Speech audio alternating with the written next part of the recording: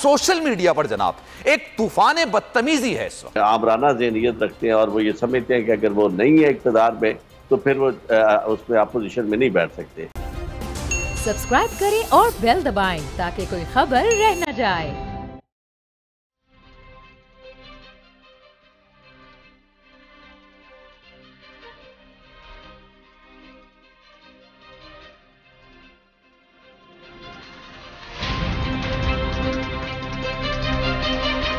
बिस्मिल्लाहिर्रहमानिर्रहीम, अस्सलामु अलैकुम। आपको खुशामदीद कहते हैं पाकिस्तान न्यूज रूम में और मैं हूं आपका मेजबान सलमान मिर्जा।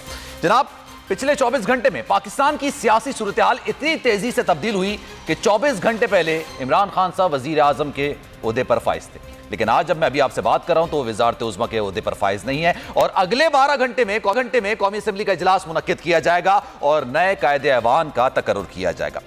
आज वजीर आजम, साबिक वजीर आजम कहा जाए तो अब सही से ज़्यादा बेहतर होगा, साबिक वजीर आजम इमरान खान साहब की जानिब से सेंट्रल एग्जीक्यूटिव कमेटी का इजलास मुनक्किद किया गया और जनाब उसमें कुछ फैसले किए गए। फैसले ये थे कि क्या जनाब अपोजिशन की हैसियत से पार्लियामेंट में बैठा जाए, कौमी असम्बली के इजलास में बैठा जाए, या फिर यकमुश्त तमाम कौमी असम्बली हो, पंजाब असम्बली हो, केपी हो, सिंध असम्बली हो, तमाम से इस्तीफे दे दिए जाएं। हुआ ये जनाब, इख्तलाफात खुल के निकलकर सामने आए। कुछ लोगों के इख्तलाफात थे। आज फवाद चौधरी साहब की जानिब से, शेख रशीद साहब की जानिब से प्रेस कॉन्फ्रेंस की गई और ये कहा गया कि जनाब हो सकता है कि हम तमाम जगहों से इस्तीफे दे दें, लेकिन उसके बाद शाह महमूद कुरैशी जो कि वजारत उज़्मा के मनसब के लिए पाकिस्तान तहरीक इंसाफ और उनकी इत्तेहादियों की जानिब से मौजूद हैं वहां पर, जो कि वजारत उज़्मा का इलेक्शन कल लड़ेंगे, उनकी जानिब से कहा गया नहीं ऐसा कुछ नहीं है, इख्तलाफात जरूर हुए थे लेकिन ऐसा कुछ भी नहीं है, हमारे दरमियान बातचीत है। फिर उसके बाद देखने में यह आया सोशल मीडिया पर जनाब एक तूफान बदतमीजी है इस वक्त। सोशल मीडिया पर हर कोई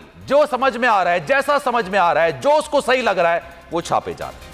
ना इदारों का एहतराम किया जा रहा है, ना किसी और का एहतराम किया जा रहा है, जो मर्जी चाह रहा है। ये हाइप इस हद तक बढ़ गई है। एक और बात मैं आपको बताऊं, बड़ी दिलचस्प बात, जैसे मैं आपसे कह रहा हूं पिछले 24 घंटे के दौरान इतनी खबरें तेजी से बदली हैं, इतनी खबरें निकलकर सामने आई हैं कि जो वेब सीरीज होती हैं या आप समझ लें कि ऑनलाइन जो नेटफ्लिक्स हो गया या इसके अलावा जो चीजें हो गई, उन्होंने अपनी रेटिंग उनकी नीचे हुई, पाकिस्तानी न्यूज चैनल्स की रेटिंग पूरी दुनिया में बढ़ती नजर आई क्योंकि लोगों का इंटरेस्ट पाकिस्तानी सियासत में इस हद तक था। कुछ मौजूद गेस्ट हमारे साथ मौजूद हैं। आगे क्या होने, क्या शहबाज शरीफ साहब वजारत उज़्मा के मनसब पर फाइज हो जाएंगे? क्योंकि फर्क अगर जो है ना मुनहरिफ अरकान को अगर माइनस कर दिया जाए, अगर वो पीटीआई को ही वोट देते हैं तो 171 पाकिस्तान तहरीक इंसाफ और उनके इत्तेहादियों का नंबर है, 173 अपोजिशन यानी पीडीएम कह लें या फिर उनके इत्तेहादियों का नंबर है। तो जनाब इमरान खान साहब ने इस वक्त मुझे ज्वाइन किया है, सीनियर जर्नलिस्ट हैं, मोस्ट रेलिवेंट शख्सियत हैं, उनसे बात करेंगे और आरिफ चौधरी साहब माहिर कानून हैं, उनसे भी मजीद बात करेंगे। जनाब आप दोनों का बहुत शुक्रिया, आप दोनों को सलाम। इमरान खान साहब से शुरुआत करेंगे। सर ये बताइएगा, पाकिस्तान तहरीक इंसाफ के अंदर इख्तलाफात हैं कि कौमी असम्बली में रहना है नहीं रहना है। फवाद चौधरी साहब, शेख रशीद साहब ये कह रहे हैं कि जनाब हम इस्तीफे दे देते हैं, शाह महमूद कुरैशी साहब ये कहते हैं नहीं भाई इस्तीफे नहीं देने। देखें, इख्तलाफात सारी पॉलिटिकल पार्टीज के अंदर होते हैं और इसी तरह पाकिस्तान तहरीक इंसाफ में भी इख्तलाफात होंगे। लोग अपनी अपनी राय देंगे, फिर पार्टी फैसला कर लेगी और जब पार्टी फैसला कर लेगी तो उसके ऊपर इम्प्लीमेंट करेगी। जो लोग पार्टी के फैसले से नहीं चलेंगे, अगली दफा उनको टिकट इमरान खान नहीं देगा। पहले भी उसने यही किया था, अब भी वो यही करेगा, तो इससे फर्क नहीं पड़ता। पीटीआई के अंदर ना इस वक्त छांटी का अमल जारी है। 20 बंदे तो निकल गए जो मुनहरिफ हुए थे, तो अभी और जो मुनहरिफ होंगे वो जाके उन मुनहरिफ वालों के साथ बैठ जाएं और 30 हो जाएंगे, 40 हो जाएंगे, लेकिन इसके बावजूद उनके पास इस्तीफे देने के लिए 125 सीटें बचेंगी। तो 125 सीटों से भी इस्तीफा देके वो पाकिस्तान पूरे में हिलजुल कर देंगे। 125 सीटें तो सिर्फ कौमी असेंबली की सर, सिंध असेंबली की अगर बात करें, केपी की बात करें, पंजाब की बात करें तो ये तो 400 की तरफ जाता है ना मामला। फिर तो पाकिस्तान आधे के अंदर इलेक्शन हो रहा होगा और आधे पाकिस्तान में इलेक्शन का खर्चा भी वही है जो पूरे पाकिस्तान में इलेक्शन का खर्चा है। तो फिर ये इदारों को तय करना है कि वो क्या करना चाह रहे हैं उस सूरत हाल में। अच्छा, लेकिन अगर मैं ये पूछूं आपसे कि सर ये हुआ क्या कल 9:30 बजे के बाद, 9 बजे के बाद सूरत हाल एकदम से तेजी से तब्दील हुई, आप भी इंटरेक्ट हैं सारी चीजों से।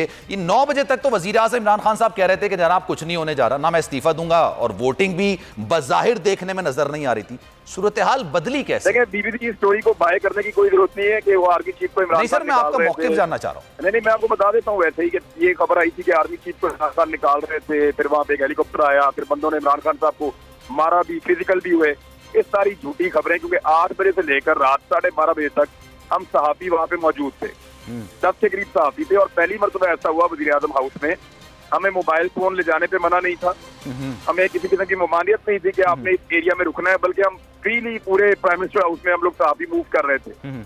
और हम प्राइम मिनिस्टर से हमारी तकरीबन डबल मुलाकात हुई है, हमने उनको जाते हुए भी देखा है और कोई इस तरह की चीज नहीं हुई। जो चीजें रिपोर्ट हुई वो सारी गलत है, ISPR ने ठीक कहा है। वो बेचारे भी अब तरजीह दे रहे हैं कि यार देखें हमारे ऊपर क्या डाल दिया उन्होंने पकड़ के, BBC ने। तो उन्होंने अवाम को फौज के सामने खड़े करने की एक कोशिश की है, एक गंदी कोशिश की है, उसमें उनको कामयाबी तो नहीं होगी। लेकिन फिलहाल जो सूरत बनी हुई है उसमें कल कुछ भी नहीं हुआ 9:30 बजे के बाद। एक्चुअली कल रात को कुछ इदारों ने अपने दफ्तर खोल लिए थे। अच्छा। और वो इदारे दोबारा दबाव डाल रहे थे और स्पीकर को इस बात का खतरा पैदा हो गया था कि वो नाअहल हो जाएंगे और आइंदा सियासत नहीं कर पाएंगे अपनी लाइफ में। तो उन्होंने कहा जी मुझे नाअहल करवा देंगे अगर मैंने वोटिंग ना करवाई तो। जब स्पीकर को वो लेटर के बारे में दिखाया गया और उनको, क्योंकि कल इन्होंने डिक्लासिफाई कर दिया था कैबिनेट की स्पेशल मीटिंग में, तो जब उन्होंने लेटर देखा तो उन्होंने कहा जी फिर मैं तो, मेरा ज़मीर गवारा नहीं करता कि मैं वोटिंग अब। अच्छा, आपकी आवाज़ शायद मेरे पास सही से नहीं आ रही, मैं कोशिश करूंगा कि आपसे दोबारा रब्ता करूं। इस वक्त आरिफ चौधरी साहब इस वक्त मुझे ज्वाइन कर चुके हैं। आरिफ चौधरी साहब, ये इमरान खान साहब भी कह रहे हैं कि 400 के करीब नशिस्तें हैं जो कि इस्तीफा अगर दिया पाकिस्तान तहरीक इंसाफ ने, अगर कौमी असम्बली की बात करें, सिंध असम्बली की बात करें, पंजाब असम्बली की बात करें, KP की बात करें, तो आपको क्या लगता है इलेक्टोरल कॉलेज टूट सकता है? फिर क्या ज़िमनी इंतखाबात हो सकते हैं?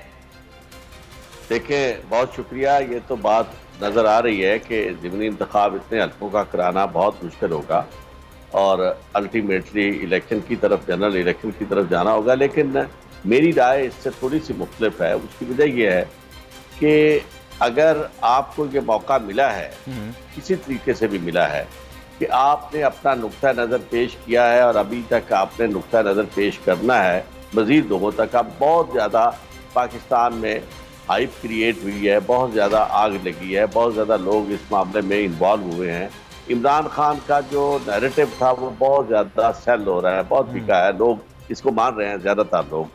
तो मैं तो ये समझता हूँ कि इस वक्त उनकी उतनी बड़ी जिम्मेदारी है, चूँकि लोगों ने वोट दिए थे और अगर वोट देने के बाद उन्होंने हुकूमत की है और हुकूमत से उन्हें निकाला गया है बड़े गैर कानूनी तरीके से, या जिसे भी जो भी कहें, नामुनासिब तरीके से निकाला गया है, तो उन्हें कम अज़ कम ये चाहिए कि ये इल्ज़ाम अपने ऊपर ना आने दें कि वो जमहूरी निज़ाम पे बिलीव ही नहीं करते। वो तो आमराना ज़हनियत रखते हैं और वो ये समझते हैं कि अगर वो नहीं है इक़्तिदार में तो फिर वो उसमें अपोजिशन में नहीं बैठ सकते।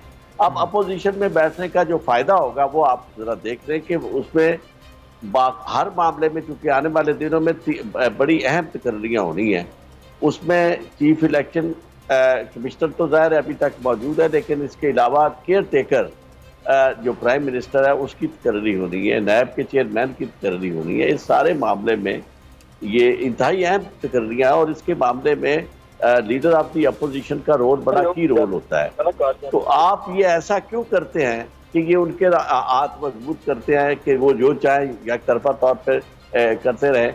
तो मैं ये समझता हूँ कि जब आपको ये इस तरह की सिचुएशन में, इसे कहते हैं क्राइसिस मैनेजमेंट, तो आपको मुझे शाह महमूद कुरैशी की विजडम बहुत ज़्यादा अपील कर रही है, उनकी लॉजिक अपील कर रही है कि असम्बलियों के अंदर रह के मुकाबला करेंगे। और है भी, शाह महमूद कुरैशी सबसे ज़्यादा तजुर्बाकार है, क्योंकि फवाद चौधरी और शेख रशीद साहब जो है उनकी बात को मैंने कभी भी इतनी ज़्यादा अहमियत नहीं दी, इसलिए कि जज्बाती बात करना और गैलरी के साथ प्ले करना, न्यूज़ क्रिएट करना, ये ऐसी चीज़ होती है कि जिससे आप वो जो संजीदा अमल होता है उसको भी आप मजाक बना देते हैं। तो मैं ये समझता हूँ कि इस सूरत हाल में अब, और इमरान खान हर आने वाले दिन में इनके लिए ज़्यादा खतरा पोज कर रहा है। इस वक्त भी आप देखें कि बैरून मुल्क जिस तरह हंगामे हो रहे हैं, पाकिस्तान के अंदर जिस तरह हंगामे हो रहे हैं, और फिर ये जिस तरह का यानी क्या बात बोलने वाले भानमती का कुनबा इकट्ठा हो गया और मकसद उनका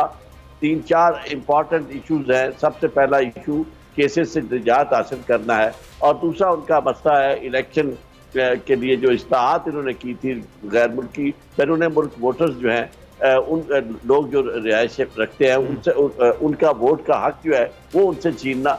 ये सारी चीज़ें जब वो करेंगे तो आप देखें कि कितने अनपॉपुलर होते हैं ये, और लोगों को ईवीएम है, ओवरसीज का जो हक का वोट आप बात कर रहे हैं वो है, इसके अलावा केसेस हैं, बहुत सारी चीजें हैं जिस पर अभी हो सकता है कि बात हो सकती है। अच्छा, इमरान खान साहब ने दोबारा मुझे ज्वाइन किया। इमरान खान साहब ये बताइएगा, लेट सपोज अगर इसको हम अज्यूम करते हैं कि पाकिस्तान तहरीक इंसाफ ये फैसला करती है कि जनाब हमने एंड ब्लॉक तमाम इस्तीफे दे देने हैं, तो आपको क्या लगता है ये नून लीग या पीडीएम या उनके इत्तेहादियों के लिए मुश्किलात में इजाफा होगा, या उनके लिए तो बहुत आसानी हो जाएगी, उनको बिल्कुल ही एक ओपन ग्राउंड मिल जाएगा?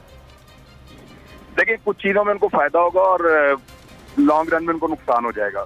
फायदा उनको ये होगा कि वो एक छोटी सी पार्टी को अपोजिशन की पार्टी बना लेंगे और उसके साथ मिलकर तय कर लेंगे इलेक्शन कमीशन को, नैब को, बाकी जो जो चीजें उनको तय करनी है, बाकी जो जो चीजें उनको तय करनी है वो सारी उनके साथ मिलकर वो तय कर लेंगे।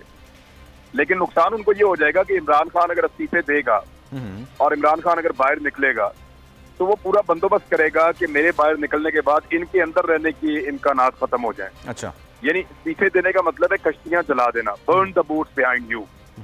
वो काम करने जा रहा है कि कश्तियां अपनी जला रहा है। अगर वो कश्तियां जला देगा तो फिर उसके पास लड़ने के अलावा कोई और रास्ता बचेगा नहीं। फिर वो इनको घसीट के, खींच के, मजबूर करके इलेक्शन की तरफ लेकर जाएगा।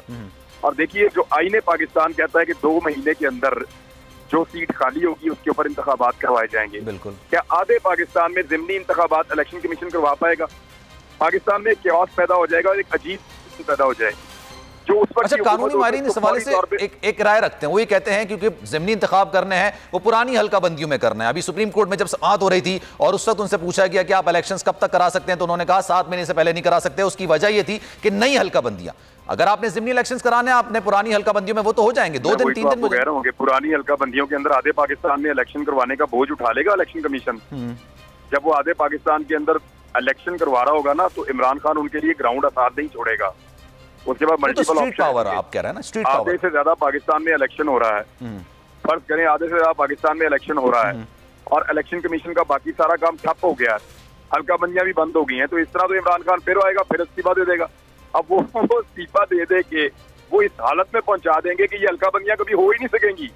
तो इसका अल्टीमेट जो सोल्यूशन निकलेगा, कोई पाकिस्तान का इदारा इतना तगड़ा नहीं है, पब्लिक के सामने कोई खड़ा नहीं हो सकता। सबको ये फैसला करना पड़ेगा कि जनरल इलेक्शन में जाएं। आज भी चाबी इमरान खान के हाथ में है, वो इस मुल्क को इलेक्शन की तरफ ले जा सकते हैं घसीट के। अच्छा, और वो मजबूर कर सकते हैं इन सारों को कि इलेक्शन करवाओ जल्दी।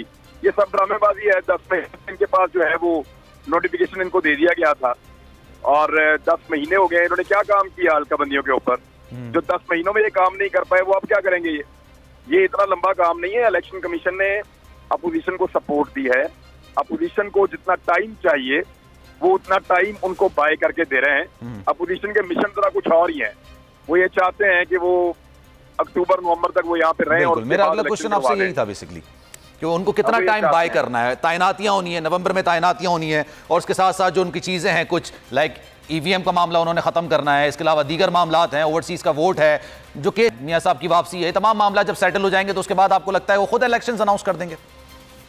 हाँ, वो इलेक्शन अनाउंस करेंगे। इलेक्शन से पहले पीपल्स पार्टी ने और पीएमएलएन ने लड़ाई भी करनी है, उन्होंने आपस में लड़ाई करनी है, लूरा कुश्ती करके उन्होंने पब्लिक को बताना है कि हम लड़ पड़े हैं, दोबारा हम इलेक्शन में आ रहे हैं ताकि उनको वोट मिले।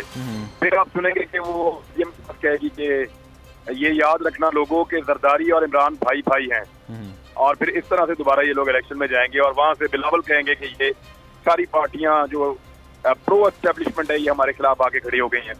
देखिए, जहां तक बात है ना नवंबर की तैनाती की, मैं आपको बताऊं कि इदारे के दिमाग में कुछ चल रहा हो या ना चल रहा हो, मुझे मुश्किल लगता है। वो अभी बहुत दूर है नवंबर, और आर्मी चीफ तो बिल्कुल अपने आप को इससे अलग कर चुके हैं। उन्होंने कहा जी, वो साफ कहा उन्होंने मीडिया को, मैं अब घर जाना चाहता हूँ भाई। तो मेरे ख्याल में इसके ऊपर बात ना की जाए, उनका कोई मूड नहीं है दोबारा एक्सटेंशन लेने का, और ना वो लेना चाहते हैं, और वो ये चाहते हैं कि वो अब घर जाएं और रिटायरमेंट की जिंदगी गुजारें। जबकि आने वाले जो है वो 4-5 जो लोग हैं उन्हीं के अंदर से फैसला होगा, जो सीनियर होगा उनमें से जो भी उस वक्त हुकूमत होगी फैसला कर लेगी। हाँ, ये बात अपोजिशन के दिमाग में हो सकती है, यानी आने वाली जो हुकूमत है, शहबाज शरीफ या मौलाना फजल रहमान या बिलावल जरदारी साहब, इन लोगों के दिमाग में ये बात हो सकती है कि वो कोई फैसला खुद करें। लेकिन मुझे नहीं लगता कि एस्टेब्लिशमेंट के अंदर ये चीज खिचड़ी पक रही है इस वक्त। ऐसा लगता नहीं है। अच्छा, जुल्फिकार बदर साहब ने भी इस वक्त में ज्वाइन किया है, पार्टी के रहनुमा, उनसे उनको भी शामिल गुफ्तगू करते हैं। बदर साहब, बहुत शुक्रिया आपके वक्त का। ये बताइएगा, अब आपको एक बड़ी कामयाबी मिल गई है पीडीएम और उसके इत्तेहादियों को, अब आने वाले दिनों में आपको क्या लग रहा है, ये कैबिनेट मेंबर्स में पाकिस्तान पीपल्स पार्टी के कितने रहनुमा होंगे? खारजा के हवाले से कहा जा रहा है बिलावल भुट्टो जरदारी वजीर खारजा हो सकते हैं, क्या कहेंगे इस पर आप? बिस्मिल्लाहिर्रहमानिर्रहीम। देखिए सर, बिल्कुल कामयाबी मिली है, और ये कामयाबी लेनी इसलिए ज़रूरी थी क्योंकि मुल्क के अंदर मईशत जो है वो बिल्कुल तबाह हाल थी, महंगाई बहुत बढ़ गई थी और इस महंगाई से आवाम की कमर टूट के रह गई थी। इसी चीज़ के जानिए को अब कंट्रोल हो जाएगी ना सब? आप लोग कह रहे हैं कि ये थी पिछले 3.5 साल से, अब 1.5 साल का जो टेन्योर इस हुकूमत का रह गया है, आप लोग आ गए हुकूमत में, जो कि कल अब वोटिंग होगी, तो आपको लग रहा है सब चीज़ें कंट्रोल हो जाएंगी? देखिए, बहुत चैलेंजेस हैं इस जो नई गवर्नमेंट आ रही है, शहबाज शरीफ साहब उसके प्राइम मिनिस्टर होंगे, चैलेंजेस हैं, लेकिन तमाम पॉलिटिकल पार्टीज ने जो एक कंसेंसस बिल्ड किया है और सारे मिलके एक दूसरे की सपोर्ट के साथ पाकिस्तान को, खास तौर पे मईशत को, गवर्नेंस को, फॉरेन पॉलिसी को इस तरीके से चलाना चाहते हैं कि पाकिस्तान के अवाम को और पाकिस्तान को इस प्रॉब्लम से निकालें। क्योंकि आसान काम नहीं है, काम मुश्किल है, बट एक दूसरे को सपोर्ट करके ये निकालेंगे। और मैं समझता हूँ कि सब अब अगर अपना तजर्बा इकट्ठा करें, इस सब की कंपाउंडिंग करें, तो एक कलेक्टिव विजडम के साथ ये मामला हल किया जा सकता है, जो कि पाकिस्तान के अंदर अवाम ने पहले इमरान खान साहब को इसलिए मैंडेट दिया था, जो कि सिलेक्टेड मैंडेट था, और लोगों की उम्मीदें थी कि शायद इमरान खान साहब पाकिस्तान को गवर्नेंस और मईशत के प्रॉब्लम से बाहर निकालेंगे, लेकिन अनफॉर्चुनेटली वो नहीं निकाल सके क्योंकि ना तो उनमें काबिलियत थी ना अहलियत। अभी भी ये चैलेंजेस सामने हैं आने वाली गवर्नमेंट के, और ये शहबाज शरीफ साहब को बड़ा केयरफुली तमाम इत्तेहादियों को साथ लेके अच्छी एक टीम को बनाना पड़ेगा। अच्छा बदर साहब, ये एक सियासी तौर पर ये बात है, जो सियासी तज्जियाकार हैं वो बात करते हैं कि जो 1.5 साल का टेन्योर रह गया है इस हुकूमत का, यानी हुकूमत का जो 5 साल अरसा होता है, जाहिर सी बात है हुकूमत चेंज हो गई, लेकिन टेन्योर पूरा 1.5 साल का रहता बाकी है। ये जो भी करेगा हुकूमत, ये अपने पैर पे कुल्हाड़ी खुद मारेगा, क्योंकि इस वक्त हालात और मईशत के इतने बुरे हो चुके हैं कि 1.5 साल में इसको निकालना नामुमकिन है। आपने पेट्रोल प्राइस सबसे पहले बढ़ाने पड़ेंगे, जाहिर सी बात है आपको प्रेशर होगा उस चीज़ के लिए, इंटरनेशनल मार्केट में बढ़ रही है, बहुत सारी चीज़ें ऐसी हैं जो कि आपको ऐसे इकदाम उठाने पड़ेंगे जो कि अवाम दोस्त नहीं होंगे। बिल्कुल आप ठीक कह रहे हैं कि चैलेंजेस बहुत ज़्यादा है, और ये जो मसाइल हैं, जैसे आपने पेट्रोल की बात की और दीगर मसाइल हैं अवाम से रिलेटेड, डायरेक्ट रिलेट करते हैं, ये बिल्कुल बहुत बड़े चैलेंजेस हैं, लेकिन the new government will have to face that all the challenges, और इस कलेक्टिवली अगर फेस करेंगे और इस चैलेंज को निपटेंगे तभी इससे बाहर निकला जा सकेगा। अदरवाइज अगर इससे ना निकला गया तो मैं समझता हूँ कि बहुत मुश्किल होगी सब लोगों को आइंदा इलेक्शन में जाने की। और आपको लगता है कि ये जो टेन्योर है 1.5 साल का, इसमें ये चैलेंजेस पर काबू पा लिया जा सकता है? क्योंकि जो माशी माहिरीन है वो कह रहे हैं कि इट्स नेक्स्ट टू इम्पॉसिबल। देखिए, इसके अंदर जरदारी साहब और मियां शहबाज शरीफ साहब और तमाम पॉलिटिकल दीगर ऑपोजिशन की जो जमातें थीं जो अब हुकूमत के अंदर आने जा रही हैं, मैं समझता हूं कि तमाम लोग सर जोड़ के बैठेंगे और तमाम स्टेक होल्डर्स को साथ मिलाएंगे और कोई ऐसी पॉलिसी या ऐसी स्ट्रेटेजाइज इसको करेंगे जिस तरीके से कि हमें इसको short term, day to day और लॉन्ग टर्म इसको ऐसा स्ट्रेटेजाइज करना है ताकि इससे बाहर निकलें। और मैं समझता हूं कि जरदारी साहब ने पहले भी इस चीज़ से पाकिस्तान को बाहर निकाला था, पॉलिसीज अपनाई थी, ऐसे स्टेप्स और मेजर्स लिए थे जिससे मामला काफ़ी बेहतर हो गए थे, और उन्होंने अपना टेन्योर के 5 साल पूरे किए थे। तो अब तमाम स्टेक होल्डर के साथ बैठ के अगर वो उन तमाम चीज़ों को कलेक्टिव विजडम के साथ करें तो मैं समझता हूं कि इसको हम प्रॉब्लम से बाहर निकाल सकते हैं। इससे पाकिस्तान का भी फायदा है और पाकिस्तान के अवाम का। दो के आसान नहीं है, मुश्किल है, लेकिन आप समझते हैं कि शायद ही हो सकेगा। आरिफ साहब, ये बताइएगा 400 के करीब अगर इस्तीफे आ जाते हैं, लेट सपोज अगर हम अज्यूम करें कि 400 के करीब इस्तीफे आ जाते हैं, कानून क्या कहता है कि आपने 400 पे भी ज़िमनी इलेक्शंस ही कराना है? ये इतनी बड़ी तादाद में अगर इस्तीफे आ जाते हैं तो go for the general elections. नहीं, देखें, ये मामला कानून का तो इस हद तक है कि जितने भी इस्तीफे आ जाए आपने ज़िमनी इंतखाब कराना है, लेकिन ये उससे ज़्यादा यानी कानून से ज़्यादा बात है प्रैक्टिकल रियलिटी की, ग्राउंड रियलिटी की। और ग्राउंड रियलिटी जो है वो यही है कि अगर इतने ज़्यादा इस्तीफे आ जाते हैं और उनका ज़िमनी इंतखाब, यही आपकी प्रोग्राम में मैंने वाजी में चंद दिन पहले यही बात की थी कि इस्तीफे देना कोई बुरी ऑप्शन नहीं है। अच्छा। लेकिन इनको मौका देना वो मेरे नज़दीक ज़्यादा अच्छी ऑप्शन है, क्योंकि ये जो कह रहे हैं ना बदर साहब, वो स्ट्रेटेजाइज करेंगे। ये सारी वो इस्तिलाहें हैं जो एक अच्छा आदमी अच्छी तवक्कुआत के साथ दे सकता है, हमें उस पर कोई इतराज़ नहीं है।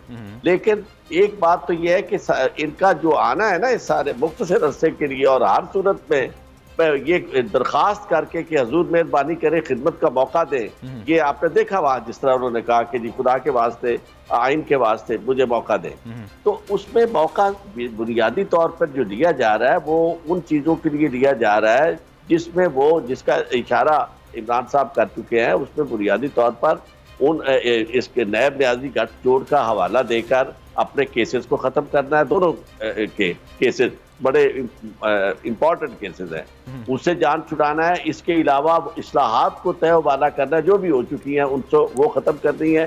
और फिर जो ख़ास तौर पर जो तरीक़ेकार है, जो इनकम्बेंट्स हैं, उसमें यानी नून भी शामिल है, पीपल्स पार्टी भी शामिल है, वो हर जगह तकर्रियाँ पीपल्स पार्टी को तो ऑलरेडी उन्होंने किया हुआ इंतजाम, वो अभी भी इक़्तिदार में है।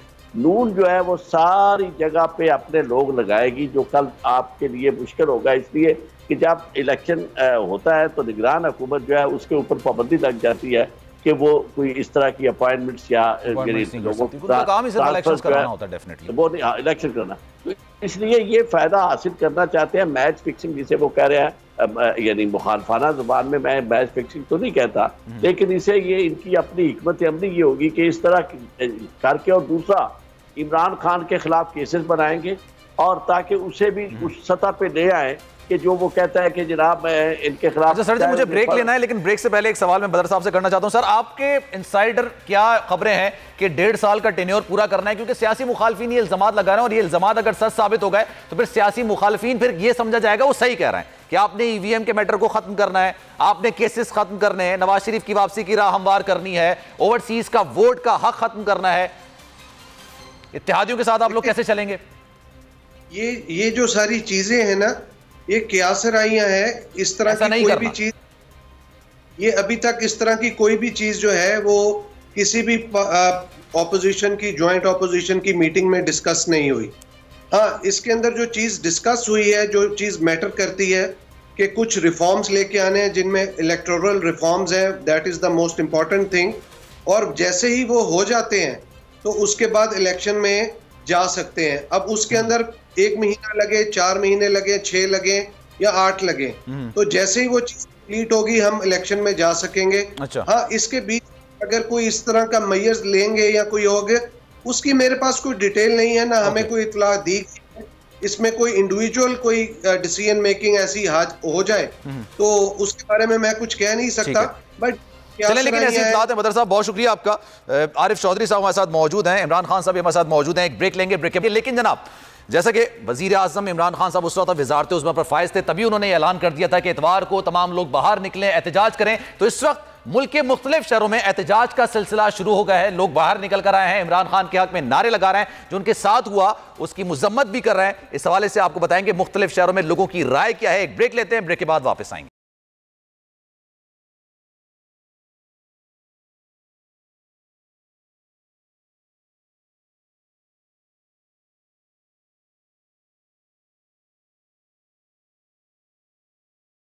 जनाब, पाकिस्तान न्यूज़ रूम एक बार फिर से आपको खुशामदीद कहते हैं। और जुम्मे के रोज़ जब इमरान खान साहब वज़ारत उज़्मा पर फाइज थे, तब उन्होंने ये ऐलान किया था कि जनाब इतवार को एहतजाज किया जाएगा। उन्होंने अपील की थी अपने कारकुनों से, अपने मानने वालों से, अपने फॉलोअर्स से कि आप बाहर निकलें। आवाम से उन्होंने अपील की कि आप बाहर निकलें और अपना एहतजाज रिकॉर्ड कराएं। लेकिन उस वक्त वो वज़ीर आज़म थे। हफ्ते को सूरत हाल ही बदल गई। वज़ीर आज़म साहब, साबिक वज़ीर आज़म इमरान खान साहब वज़ीर आज़म हाउस से बनीगाला की तरफ चले गए, और अब पूरे मुल्क में इस वक्त एहतजाज का सिलसिला जारी है। पूरे मुल्क में लोग बाहर निकल कर आए हैं। पाकिस्तान तहरीक इंसाफ के कारकुन भी हैं, अवाम की एक बड़ी तादाद है, इमरान खान साहब के फॉलोअर्स हैं जो कि बाहर निकल कर आए हैं और इस वक्त एहतजाज का सिलसिला भरपूर तरीके से जारी है। कुछ जगहों पर ऐसे भी सूरत हाल है कि पाकिस्तान तहरीक इंसाफ के कारकुनों के साथ साथ उनके सीनियर रहनुमा भी उनके हमरा मौजूद हैं। तकरीर का सिलसिला भी जारी है। हमारे मुख्तलिफ नुमाइंदगान मुख्तलिफ शहरों से इस वक्त में ज्वाइन कराएं। कराची, इस्लामाबाद, लाहौर और फैसलाबाद में एहतजाज का सिलसिला इस वक्त जारी है। सबसे पहले आपको लिए चलेंगे शहर कायद कराची, जो कि पाकिस्तान का सबसे बड़ा शहर है। इस वक्त मोहम्मद सलीम वहां पर मौजूद है, आपको मजीद सूरत हाल से करेंगे। सलीम, बताइएगा इस वक्त एहतजाज हो रहा है, कहां पर यह एहतजाज हो रहा है, कितनी बड़ी तादाद में लोग मौजूद हैं? पाकिस्तान तहरीक इंसाफ की जानिब से राशिद मिनास रोड पर जो है वो एहतजाजी मुजाहरा किया जा रहा है। शहर भर से बहुत बड़ी तादाद में कारकुनान इस एहतजाजी मुजाहरे में शरीक हैं, जिसमें बड़ी तादाद में ख़वातीन भी यहाँ पर एहतजाज में शरीक है और सूबाई और मरकज़ी क़यादत भी यहाँ पर मौजूद है स्टेज पर, जिसमें साबिक़ अपोजिशन लीडर फरदौस शमीम नकवी है और पार्लियामानी लीडर बिलाल गफ़ार है। कराची पाकिस्तान तहरीक इंसाफ के सदर और दीगर MPs और पाकिस्तान तहरीक इंसाफ के जो नायब सदर हैं मुबीन जतोई, वो भी यहाँ पर मौजूद है। कुछ मुजाहिरीन हमारे साथ मौजूद है, आइए उनसे कहें कि उनका क्या कहना है। आप बताइए कि आप क्या कहेंगे, मुजाहरे का क्या मकसद है? मुजाहरे का ये मकसद है कि जब वो प्राइम मिनिस्टर आवाम ने चुना था उनको, तो उनको रहना चाहिए था और लोगों ने भी तो अपनी हुकूमत पूरी की। उन्होंने आवाम से वोट लेके वो आए थे ना, खुद से नहीं आए थे। जब और लोगों ने भी पूरा अपना मुंतखब हुकूमत गुजारी तो उनको भी टाइम देना चाहिए था। हम अपने बच्चों के मुस्तकबिल के लिए आए, हम इमरान खान के साथ थे, इमरान खान के साथ हैं और इमरान खान के साथ ही रहेंगे। हमें ये जो हुकूमत है बिल्कुल भी नामंजूर है, हमें पसंद नहीं है, हमें इमरान खान चाहिए। अजी देखिए, कारकुनान यहाँ पर काफ़ी पुरजोश नज़र आ रहे हैं। उनका कहना है कि किसी भी सूरत में इमरान खान उनको चाहिए, जो मौजूदा मरकज़ में सेटअप है वो उनको नामंजूर है और यहाँ पर जो है वो प्ले कार्ड्स और बैनर्स, मौजूदा सेटअप जो नामंजूर के इस वक्त नारे लगाए जा रहे हैं। मोहम्मद सलीम, बहुत शुक्रिया आपका। अच्छा, आप इमरान से इख्तलाफ करें, मैं भी इख्तलाफ करता हूँ उनकी पॉलिसी से, उनके वादों से, जिन्होंने वादे नारे जो उन्होंने लगाए थे लेकिन उसको अमली जामा नहीं पहना सके, सो इख्तलाफ करें। लेकिन एक बात आपको माननी पड़ेगी, वो बात यह जनाब कि लोगों में सियासी शऊर जो बेदार किया है वो किसी और पार्टी ने कभी नहीं किया। 1947 से लेकर अभी तक कोई पार्टी अवाम में सियासी शऊर बेदार नहीं कर सकी। यूथ को जो बाहर लेकर आए हैं वो पाकिस्तान तहरीक इंसाफ के सरबराह इमरान खान साहब ही लेकर आए हैं और स्ट्रीट पावर का जो मुजाहरा किया है वो इमरान खान साहब से ज्यादा शायद कोई नहीं कर सकता है। लाहौर चलते हैं जनाब, और लाहौर में लिबर्टी चौक ये वो जगह है जहां पर चाहे मैच की सूरत हाल हो, क्योंकि मैंने मैच की भी काफी सारी चीजें कवर की हैं, पाकिस्तान तहरीक इंसाफ के 2018 से पहले के जलसे हो, वहां पर लोगों का एक जम गफीर होता है और एक माहौल बना हुआ होता है। तो इस वक्त हमारे नुमाइंदे मोइन जुबैर इस वक्त वहां पर मौजूद हैं, उनसे मजीद बात करते हैं। मोइन जुबैर, बताइएगा क्या सूरत हाल आप देख रहे हैं, लोगों का क्या कहना है? जी बिल्कुल, पाकिस्तान तहरीक इंसाफ के वर्कर्स इस वक्त लिबर्टी चौक पर मौजूद हैं और 9 बजे ये एहतजाजी मुजाहरा शुरू हुआ था, लेकिन अभी भी कारकुनान की बड़ी तादाद मौजूद है। आप इस वक्त देखिए लिबर्टी चौक में जो कलमा चौक है उधर से लेकर लिबर्टी चौक तक इस वक्त वर्कर्स मौजूद हैं और अभी भी ये देखा जा रहा है कि लाहौर के मुख्तलिफ इलाकों से ये वर्कर्स जो हैं वो पहुँच रहे हैं। कलमा चौक से आने वाले रास्ते का ये मंजर आपको नज़र आ रहा है, जबकि मरकज़ी स्टेज से जो है वो कायदीन खिताब कर रहे हैं। यास्मीन राशिद इस वक्त स्टेज पर मौजूद हैं और नारेबाजी जो है वो इस वक्त की जा रही है। इस तहरीक इंसाफ के इस मुजाहरे में एक नए नारे का जो है वो इजाफा हुआ है और वो नारा है इम्पोर्टेड हुकूमत नामंजूर। यहाँ पर वर्कर्स जो हैं वो मुकम्मल तौर पर चार्ज हैं और ये वाला जो हिस्सा है लिबर्टी चौक का, यहाँ पर मौजूद हैं पाकिस्तान तहरीक इंसाफ से ताल्लुक़ रखने वाली जो फैमिलीज़ आई हैं मुख्तलिफ इलाकों से, वो मौजूद हैं और मुकम्मल तौर पर स्टेज से जो नारेबाजी की जा रही है उनका जवाब ये वर्कर्स जो हैं वो दे रहे हैं। तो ये सूरत हाल है लाहौर की और देखने में नज़र आ रहा है कि तहरीक इंसाफ के ये वर्कर्स जो हैं वो अभी भी लाहौर के मुख्तलिफ इलाकों से लिबर्टी चौक का रुख कर रहे हैं। वज़ीर-ए-आज़म इमरान खान साहब दौरे इक़्तिदार की अगर बात की जाए, उसको ख़त्म हुए पहला दिन ही है, लोग सड़कों पर निकल आए हैं, शदीद किस्म के नारे लगा रहे हैं, इमरान खान साहब के हक में नारे लगा रहे हैं। और अब आपको ले चलेंगे वफाकी दारुल हुकूमत इस्लामाबाद। जनाब ये वो शहर है, 24 घंटे पहले की बात की जाए, हर लम्हे एक ऐसी खबर निकलकर सामने आती थी जो चौंका देने वाली थी। गुज़िश्ता रोज़ काफी ज्यादा हैपनिंग्स निकलकर सामने आई, लेकिन आज खबरें तो नहीं है, लेकिन लोग निकलकर सामने आ रहे हैं, लोग आ रहे हैं और इमरान खान के हक में नारे लगा रहे हैं।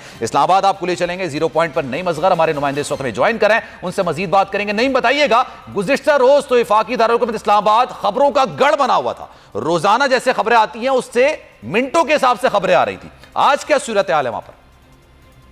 जी बिल्कुल, इमरान खान की कॉल पर पीटीआई की जानिब से इस्लामाबाद में एक पुरअमन रैली का इनेकाद किया गया है। ये रैली 0 पॉइंट से शुरू हुई थी, जो इस वक्त इस्लामाबाद के मुख्तलिफ रास्तों से होती हुई F9 पार्क की जानिब रवाना है।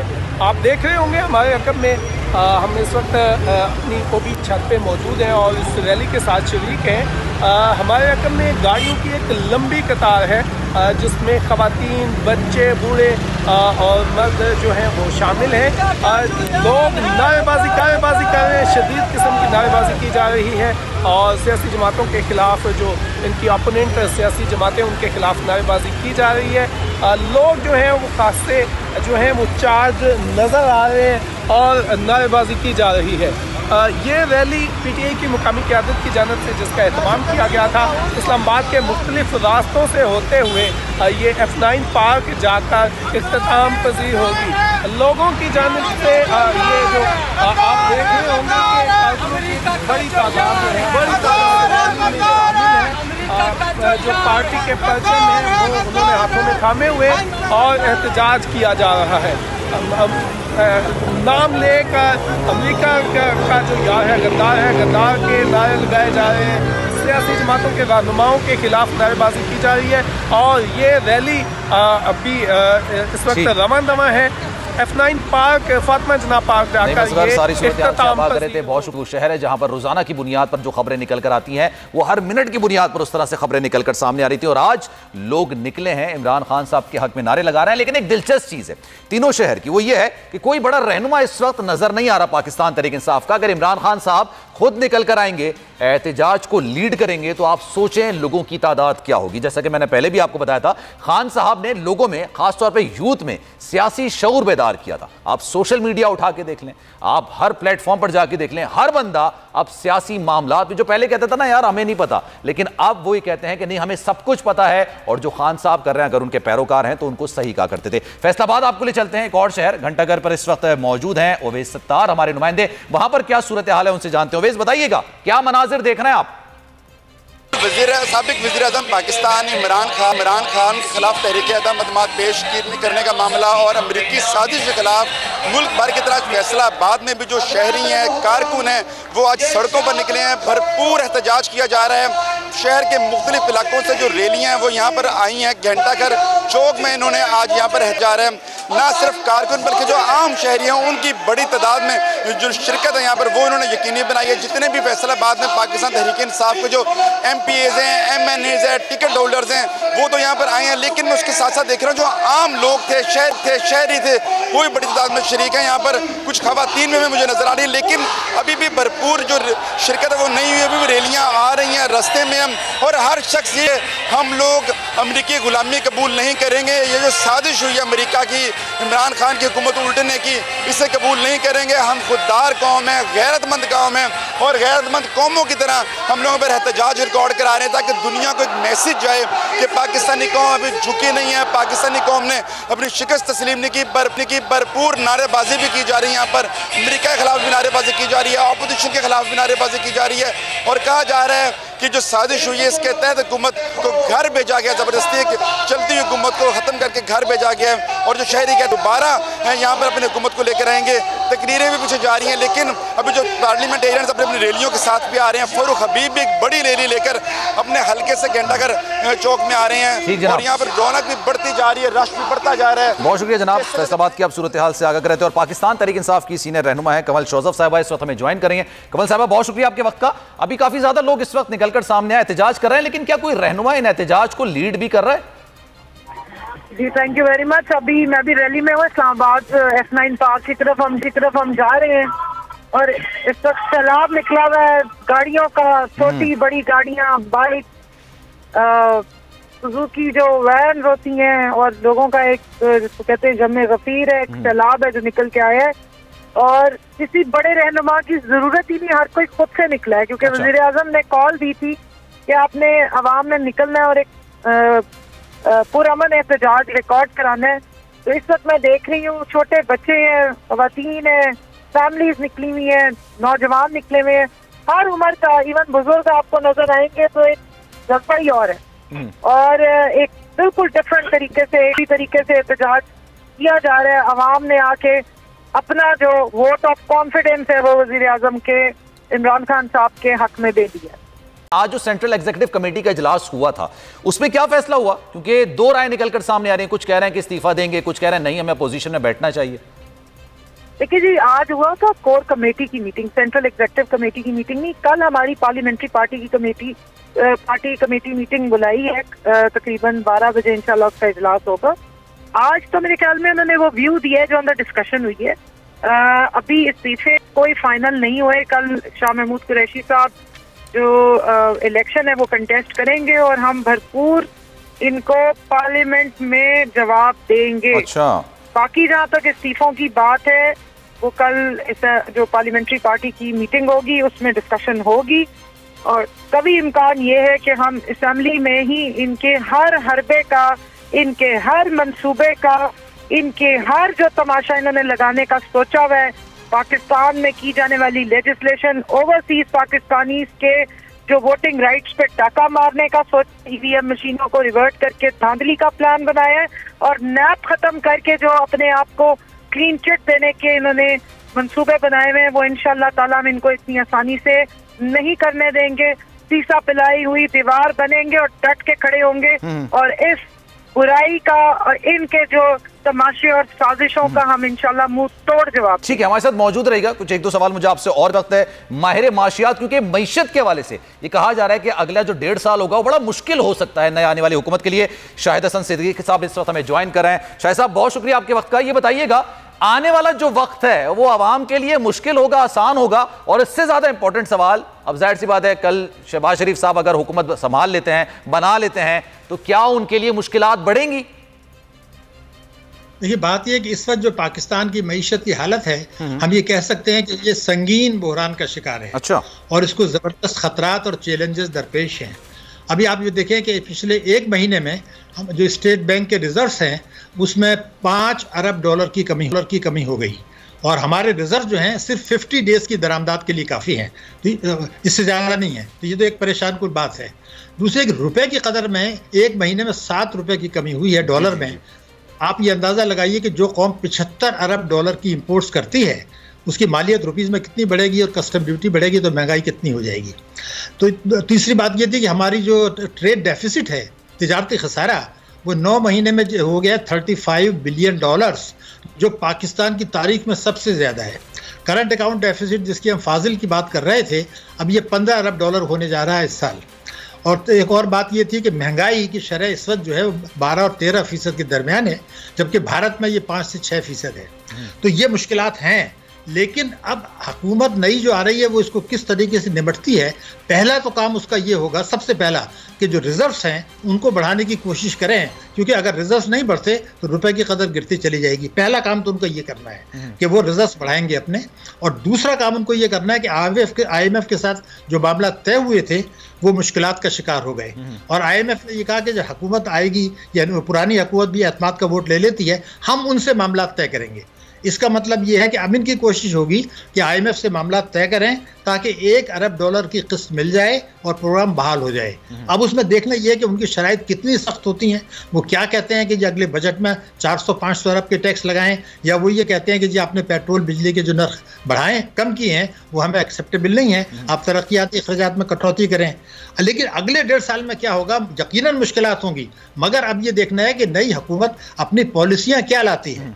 उन पॉलिसियों को देखने के बाद ये कहा जा सकता है कि किस हद तक जो है हालात बेहतर होंगे। एक एलिमेंट ये भी है, कता कलामी की माफी सर, लेकिन एक एलिमेंट ये भी है, ये भी कहा जाता है PDM और उनके इत्तेहादियों की जानिब से कि हम लोगों ने मईशत पहले चलाई है। जाहिर सी बात है पाकिस्तान पीपल्स पार्टी है, नून लीग के इनके मुशीर खजाना होते थे, वजीर खजाना होते थे, उस वक्त ये कहा जाता था कि हम चीजों को ठीक तरीके से सेटल कर लेंगे। पाकिस्तान तहरीक इंसाफ उनके मुकाबले में नई जमात थी, सबसे पहले उनको इक़्तिदार मिला था, शायद उनसे कंट्रोल नहीं हुआ। ये एलिमेंट किस हद तक सही है? देखिए ये बात इस हद तक सही है कि आज जो हमारे इकोनॉमिक इंडिकेटर्स हैं, जो स्टेट बैंक बता रहा है, जो मिनिस्ट्री ऑफ फाइनेंस बता रहा है, उससे ये जाहिर होता है कि 2018 में जब ये पीटीआई की हुकूमत आई थी, उस वक्त जो आदाद इनको मईशत मिली थी, आज बहैसियत मजमूई उससे ज़्यादा ख़राब है। इसमें किसी को कोई शुबे की बात नहीं है, ये तो यकीनन ख़राब है। लेकिन अब जो हुकूमत नई आ रही है उसको ये भी देखना है कि एक तो जो है यूक्रेन रशिया का मसला चल रहा है, अभी जो है ना ये भी देखना है कि आलमी मंडी में तेल की कीमतें ज़्यादा हैं। इस वक्त ये है कि अमेरिका का रवैया हमारे साथ ज़्यादा मनफी है। ये बहुत इंपॉर्टेंट बात बता रहा हूँ। पीटीआई की हुकूमत ने जो बड़ी गलती की वो ये की कि उन्होंने रेमिटेंसेस पर एनएसआर बढ़ाया, एक्सपोर्ट नहीं बढ़ाई। तो अगर रेमिटेंसेस जो आ रही हैं, बड़ा अहम बात मैं आपको बता रहा हूँ, $30 अरब सालाना, उसका 80 यानी 80% 4 मुल्कों से आ रहा है, अमेरिका, बरतानिया, सऊदी अरब और यूएई। अब यूएई को उन्होंने ग्रे लिस्ट में डाल दिया है, आपको पता है 20 साल से। और दूसरी तरफ अमेरिका और अगर कुछ कोशिश करता है यार इनके ऊपर इन्फ्लुएंस करके रेमिटेंसेस हमारी कम कराता है यूएई और सऊदी अरेबिया से, तो ये एक बहुत बड़ा झटका होगा। तो अब हमें ये भी देखना है क्या हमारी मुआशी पॉलिसियाँ हैं, और इस वक्त जो भी एहतजाज हो रहा है या नहीं हो रहा, उसमें मईशत कहाँ है। यानी ये तो सही है कि उनके साथ ज्यादती हुई या उनके साथ ज्यादती नहीं हुई, लेकिन हमें तो ये बताया जाए कि अब जो सड़कों पे आने की बात कर रहे हैं, उनके पास महंगाई कम करने का, गुर्बत कम करने का, लोगों को रोजगार के मौके फराहम करने का, पाकिस्तान को खुद निसारी की तरफ ले जाने का, IMF के चुंगल से निकलने का, इस पर तो बात हो ही नहीं रही। तो ये जो बात है, तो मैं इसी सवाल को आरिफ चौधरी की तरफ मैं लेके चलता हूं। आरिफ चौधरी साहब, आपको लगता है आने वाले वक्तों में जो एक्सपीरियंस्ड हुकूमत रही है, जो दावे करती है कि हमने संभाला है, हमने बेहतर किया था, पाकिस्तान तहरीक इंसाफ की हुकूमत नहीं थी, उन्होंने बेड़ा गर्क कर दिया, जो उनका मौकिफ था, अब आपको लगता है कि वो सही कर पाएंगे इस टेन्योर के अंदर, 1.5 साल के? देखें, एक तो है कि 1.5 साल का टेन्योर नहीं है, ये कम है उससे। जी जी। और कम दूसरी बात यह है कि क्योंकि 1 साल तकरीबन 8 महीने गुजर गए, यानी मतलब यानी 3 साल 8 महीने हो गए, तो उसके बाद तो यानी वक्त जो है वो इतना नहीं है। सही है। लेकिन चलो साल है या जो भी है, इसमें मैं माजी में कोई ऐसा कार है नुमाया नजर नहीं आए इनके दौर में, पीपल्स पार्टी के दौर में, और यानी जिससे हम ये कह सके कि जी बहुत ज़्यादा इनकी माशी पॉलिसियाँ जो थी उस वक्त भी महंगाई मुश्किलात यानी वक्त के साथ साथ बढ़ी थी।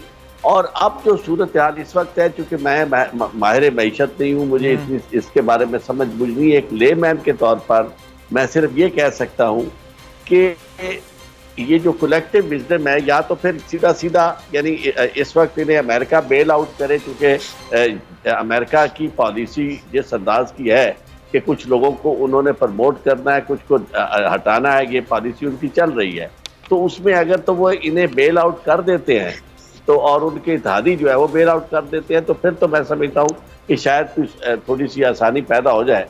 अदरवाइज मौजूदा हालात के अंदर रहते हुए, मौजूदा वसाइल के अंदर रहते हुए, मुझे नज़र नहीं आ रहा कि ये कोई रिलीफ खास दे सकेंगे। और ख़ास तौर पे इनके, क्योंकि बहुत सारी ऐसी चीज़ें हैं जो इनके गिर्द घूमती हैं, मतलब जितने भी प्रोजेक्ट इनके थे वो बड़े महंगे तरीन प्रोजेक्ट थे, जिसकी वजह से मईशत पे बोझ बढ़ा है, और कर्जे जो चढ़े हैं पिछले दौर में, इन्होंने ज़्यादातर तो डेट सर्विसिंग में कर्जे इन्हें देना पड़े। और ये भी दुरुस्त है कि कुछ ऐसा नया ये जनरेट नहीं कर सके, तो सिचुएशन हमारे मुल्क में मुसलसल एक यानी स्टेबिलिटी से हट के। सर, इस सवाल को मैं कमल चौधरी की तरफ लेके चलता हूं। कमल चौधरी साहिबा, ये जो 1 साल और 4-5 महीने का टेन्योर रह गया है और इसको कंप्लीट करना है, ये एक टेस्ट केस है, और आपके लिए सबसे बेहतरीन मौका ये है कि इस दौरानिए के दौरान, जाहिर सी बात है, मईशत का जो इस वक्त हाल है उसको बेहतर नहीं किया जा सकता। अपोजिशन भी इस बात, यानी मैं पीडीएम और उनकी इत्तेहादियों की बात कर रहा हूं, वो भी इस बात को समझते हैं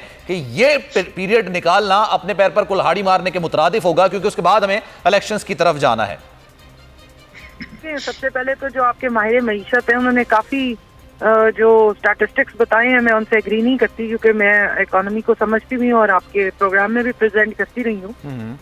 इन्होंने इतना खौफनाक पिक्चर पेश की है कि ऑपोजिशन भी शायद इतनी बुरी पिक्चर ना पेश करे। $190 का डॉलर हो गया, इससे ज्यादा क्या खतरनाक सूरत हाल होगी? नहीं, आप तो मुझे अब बात करने थे ना। जी, आप करें। एक महीना पहले तक, जब तक वोट ऑफ नो कॉन्फिडेंस वाला ड्रामा और ये साजिश नहीं रचाई गई थी, हमारे इंडिकेटर्स बड़े पॉजिटिव जा रहे थे। आप लिस्टेड कंपनीज के जरा मार्जिन तो देखेंगे, प्रॉफिट कितना 980 अरब का तो खाली लिस्टेड कंपनीज ने प्रॉफिट बनाया। उसके बाद इन्होंने कहा एक्सपोर्ट्स नहीं बढ़ी। इसी दौर में सबसे ज्यादा एक्सपोर्ट्स बढ़ी हैं। इसी दौर में टेक्सटाइल ने 121% जो है वो प्रॉफिट मेकिंग किया। बिजनेसमैन की इस वक्त रिपोर्टें तो सुने, जो 2016 में आपकी इंडस्ट्री बंद हो गई थी और ये ब्लूमबर्ग ने और एक्सप्रेस ट्रिब्यून ने छापी हुई है खबरें, आप निकाल के गूगल करके देख लें। 5 लाख लोग जो हैं वो उस टाइम पे बेरोजगार हुए थे। पाकिस्तान तहरीक इंसाफ की हुकूमत ने 3.5 सालों में 55 लाख नौकरियां दी हैं। और एक्सप्रेस ट्रिब्यून में जो लोग नून लीग के या दूसरी जमातों के बड़े सपोर्टर राइटर रहे हैं, उनका ये एनालिसिस है कि अगर इसी स्टेज पे हम चलते रहते तो 90 लाख को हम क्रॉस करते जो हमने प्रॉमिस किया हुआ था।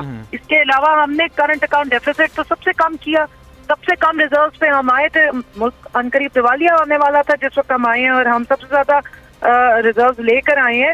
डेट जो रिटायरमेंट की है, डेट सर्विसिंग की है, वो सबसे ज्यादा इस हमारे टेन्योर में हुआ है। टैक्स कलेक्शन बढ़ी है और इसी वजह से हमने रिकॉर्ड जो आपकी तमाम बातों का मैं मजमुआ निकालूं तो इसका मतलब ये है कि मईशत बहुत बेहतर। असल में पता है टाइम की थोड़ा सा मैं आप ही की तरफ आ रहा हूं, मैं कहीं और नहीं जा रहा। टीम चेंज का ड्रामा रचाया, उसमें ये सारा तमाशा क्रिएट किया गया और जाहिर है अनसर्टेनिटी टाइम कम है। बस मैं एक आपसे प्रिसाइजली एक सवाल पूछना चाहता हूं कि ये तमाम चीजें इंडिकेटर्स जो आप कह रहे हैं जब मस्बत पे हैं तो महंगाई क्यों हुई है? फिर जो घी है वो एक महीने में 300 रुपए क्यों बढ़ा है? आपको कोरोना भूल गया है जो पूरी दुनिया में एक 100 साल बाद पेंडेमिक आया और उसके बड़े इम्पैक्ट हुए हैं। पूरी दुनिया की इकोनॉमी जो है वो नेगेटिव पे गई है। पूरी दुनिया में स्लो डाउन हुई है, इकोनॉमी कंजम्पशन बढ़ी है, उसके बाद गैप्स आए हैं जो डिमांड सप्लाई के, वो सारा कुछ बीच में से माइनस करके चले। अब तो वक्त बताएगा कि आने वाले वक्त में क्या होता है, मईशत बेहतर होती है नहीं होती है। 1 घंटा होल्ड करवाया बात तो जी आप कंप्लीट करें क्योंकि टाइम कम है ना, कंप्लीट कर लें। तो टाइम नहीं है तो फिर आप छोड़ दें। अरे नहीं आप कंप्लीट करें ना प्लीज, ऐसा ना करें आप प्लीज, आप कंप्लीट करें, नाराज ना। मैं सिर्फ ये बात कह रही हूँ कि 2018 में इस जो को आपने मैच कर दिया पीटीआई गवर्नमेंट से, ना आपने कोरोना का रेफरेंस दिया, ना आपने पूरी दुनिया में जो ऑयल प्राइसेस बढ़ी, कमोडिटी रिकॉर्ड हाई पे गई, उसको एप्पल टू एप्पल कंपैरिजन होता है, नहीं इस तरह थोड़ी होता है।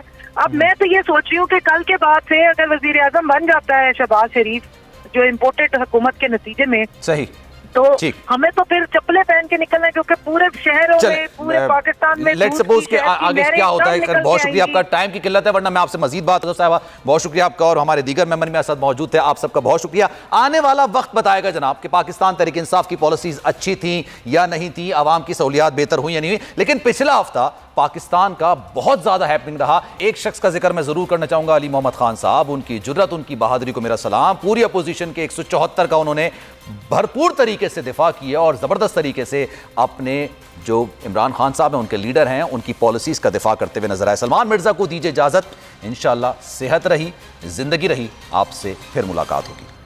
अल्लाह हाफिज।